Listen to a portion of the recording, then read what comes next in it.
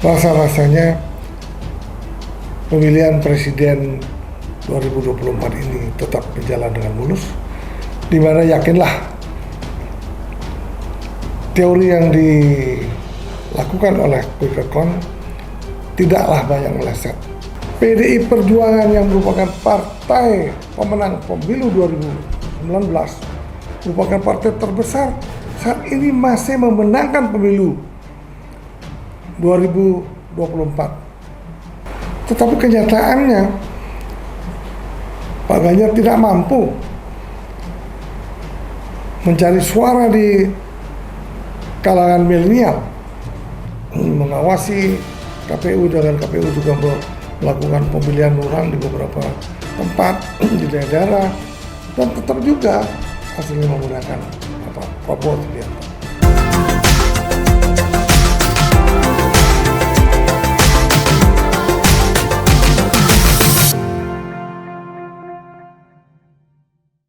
Halo, selamat siang, Mr. Puisi Live kembali membahas masalah politik Pilpres 2024. Tidak habis-habisnya dan kita tidak bosan-bosannya kita membahas mengenai Pilpres 2024. Karena sejak sebelum Pilpres, kemudian Pilpres, sampai saat ini menjelang pengumuman di KPU, itu tetap polemik Pilpres 2024 ini tidak henti-hentinya. Malah saat ini sudah bergulir ke DPR. Namun demikian, rasa-rasanya gugatan apapun yang akan dilakukan oleh paslon nomor 1 maupun nomor 2 nanti di MK, rasa-rasanya pemilihan presiden 2024 ini tetap berjalan dengan mulus, di mana yakinlah teori yang dilakukan oleh Quick Count tidaklah banyak meleset. Seperti apa yang nanti akan diumumkan oleh KPU pada tanggal 20 Maret yang akan datang. Untuk itu, marilah kita bersabar menunggu hasil dari KPU 20 Maret yang akan datang.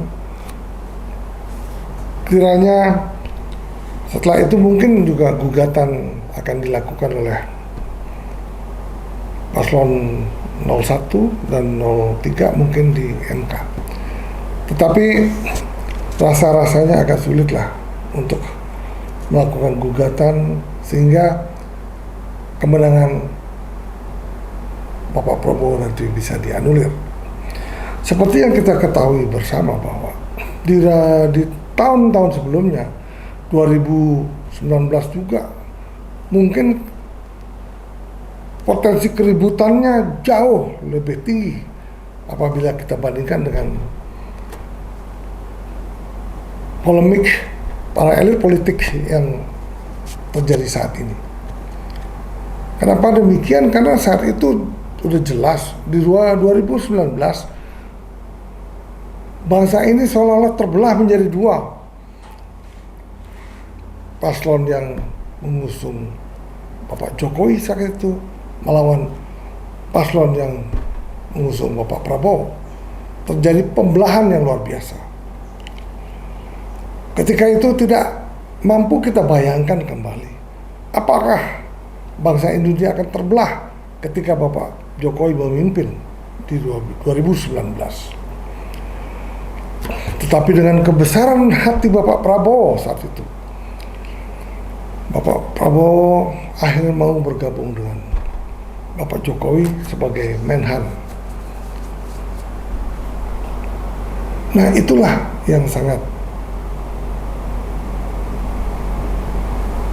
diharapkan oleh bangsa ini, sehingga setiap pemimpin bangsa ini apabila terjadi gontok-gontokan di saat Pilpres, hendaknya setelah itu bisa berdamai demi kepentingan bangsa Indonesia. Nah, bayangkan saja kalau seandainya Bapak Prabowo menjadi oposisi saat itu, dan saat itu COVID sedang terjadi. Dan apabila waktu itu semisalnya Bapak Prabowo menjadi oposisi, kemudian kebijakan Pak Jokowi saat COVID itu diboikot oleh Bapak Prabowo, apa yang terjadi di Indonesia saat itu? Kita lihat negara-negara maju, negara kaya seperti Singapura, perekonomian yang sangat terpuruk karena mereka memperlakukan lockdown 100%. Juga di Cina 100% tidak ada kegiatan. Mereka juga terpuruk perekonomiannya. Tetapi terobosan yang dilakukan oleh Bapak Jokowi dengan dukungan Bapak Prabowo sebagai Menhan mampu menjaga perekonomian saat COVID di Indonesia ini dengan pertumbuhan tetap 3%. Sedangkan negara-negara dunia lainnya semua di bawah, minus. Nah, itu yang terjadi. Nah, kenapa saat ini polemik itu tidak henti-hentinya? Sedangkan udah jelas-jelas PDI Perjuangan yang merupakan partai pemenang pemilu 2019, merupakan partai terbesar, saat ini masih memenangkan pemilu 2024. Sehingga Ibu Megawati sebagai pimpinan PDI Perjuangan merasa puas, tetapi merasa tidak puas dan banyak juga marah-marah dengan kader-kader PDI di legislatif. Kenapa hanya mementingkan diri sendiri? Kenapa tidak mementingkan partai yang membesarkan para legislatif itu sendiri? Nah, itu yang terjadi. Tetapi kelihatannya Ibu Megawati dan Ibu Puan sangat arif dan bijaksana. Ketika banyak orang yang menggaung-gaungkan hak angket, Ibu Puan tidak ikut rapat untuk membahas hak angket di DPR. Kemudian Ibu Puan sebagai ketua DPR diwakili oleh wakil ketua DPR.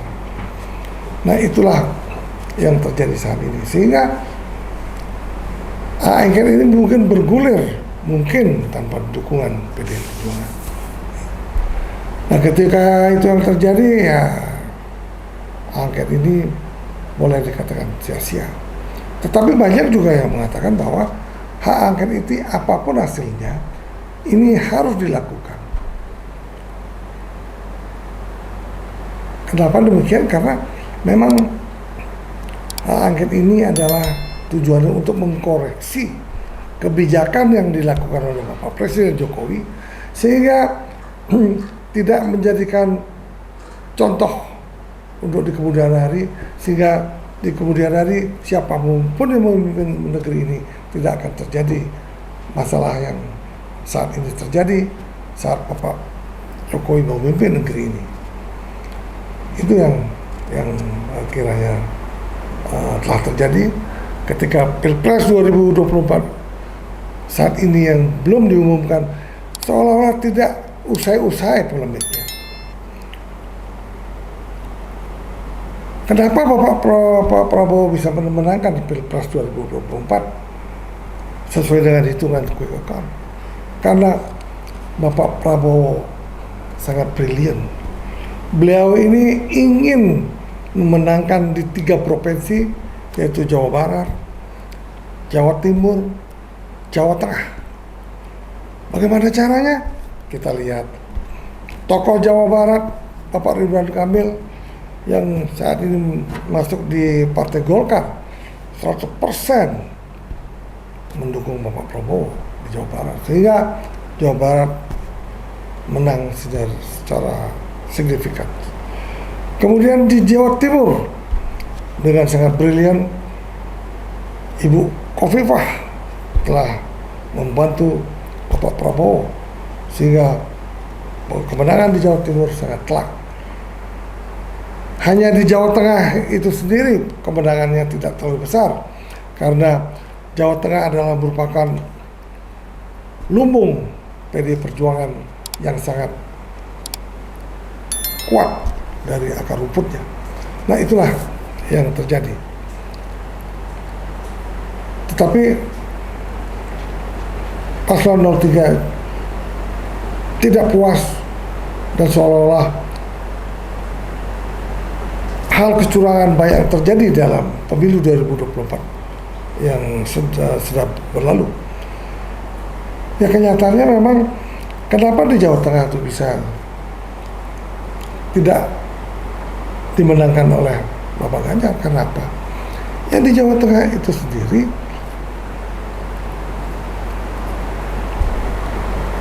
dimenangkan oleh Pak Prabowo karena Pak Prabowo cawapresnya adalah Mas Gibran, di mana Mas Gibran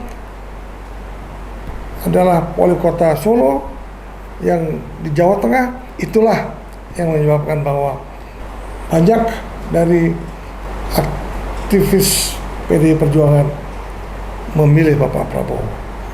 Ya, kalau kita tidak ulang sebelumnya bahwa sesungguhnya pencalon Bapak Ganjar itu sendiri banyak orang ataupun aktivis dari PDI Perjuangan yang juga kurang pas dan kurang menyetujui untuk mengusung Bapak Ganjar dicalonkan oleh PDI Perjuangan. Tetapi karena Ibu Megawati yang merupakan Ketua PDI Perjuangan yang mempunyai hak prerogatif untuk mengusung cawapresnya, ketika itu Bapak Ganjar telah diusung oleh Ibu Megawati, maka elit politik PDI Perjuangan tidak bisa membantah. Ketika itulah mulailah PDI biarkan bersatu untuk mendukung Pak Ganjar menjadi presiden di Pilpres 2024. Tetapi kenyataannya Pak Ganjar tidak mampu mencari suara di kalangan milenial, kalangan anak-anak muda yang jumlahnya lebih dari 50% saat ini. Itulah yang menyebabkan bahwa Pak Ganjar kalah bertarung dengan Bapak Prabowo. Di lain pihak, Pak Anies kenapa bisa suaranya lebih tinggi dari Pak Ganjar? Karena apa? Karena sesungguhnya para pendukung Bapak Prabowo dan Bapak Anies itu sendiri pada tahun 2019 saat itu adalah satu kubu. Sehingga ketika Bapak Prabowo mencalonkan cawapresnya adalah putra daripada Bapak Jokowi, fanatisme yang sangat banyak dari Pak Prabowo lari ke Bapak Anies. Kemudian Pak Anies diusung oleh PKS yang tadinya juga adalah mengusung Bapak Prabowo pada waktu 2019. Semua berkumpul di Pak Anies, sehingga Pak Anies lah lebih kuat saat Pilpres 2024 saat ini. Ketika itulah Pak Anies mendapatkan tumpahan suara dari Bapak Jokowi dan Bapak Prabowo itu sendiri. Nah, tapi banyak juga yang mempermasalahkan, apa mungkin Pak Ganjar hanya 16%? Ya, sesungguhnya kalau kita lihat dari pemilihan legislatif, PDI Perjuangan kan 16%, ya cocok sekali. Jadi sesungguhnya kalau tidak salah PDI Perjuangan menang di Pilpres legislatif 16%, tetapi Pak Ganjar juga di Pilpresnya 16%. Ya rasanya saja udah klop gitu. Nah, itu yang sangat terjadi. Ya, marilah kita berpikir jernih dan Bawaslu juga sudah melakukan koreksi, mengawasi KPU, dengan KPU juga melakukan pemilihan orang di beberapa tempat di daerah, dan tetap juga hasilnya menggunakan Bapak Prabowo Subianto. Para pemirsa sekalian, marilah kita berpikir positif demi bangsa ini. Silakan yang tidak puas dengan hasil pemilu, silakan menggugat di MK. Tapi yakinlah tidaklah mudah untuk bisa membalikkan kemenangan yang telah diraih oleh Bapak Prabowo di MK. Karena tidak mungkin kecurangan yang terjadi saat ini bisa 50% di semua TPS. Nah, itu yang terjadi saat ini. Ya marilah kita legowo. Dan malah Bapak Prabowo sendiri kan udah mengatakan kalau dia dipercaya oleh masyarakat untuk menjadi presiden, marilah bergabung untuk demi kepentingan bangsa dan negara. Para pemirsa sekalian, itulah cuplikan ulasan yang saya ulas sampai detik ini, sehingga ulasan ini banyak juga bermanfaat bagi para elit politik, sehingga apa yang telah berlalu biarkanlah berlalu. Marilah kita menyongsong ke depan demi bangsa yang kita cintai. Untuk itu jangan lupa tontonlah Mr. Puisi Live, dan jangan lupa like, subscribe, dan follow Mr. Puisi Live. Terima kasih. Tepuk tangan.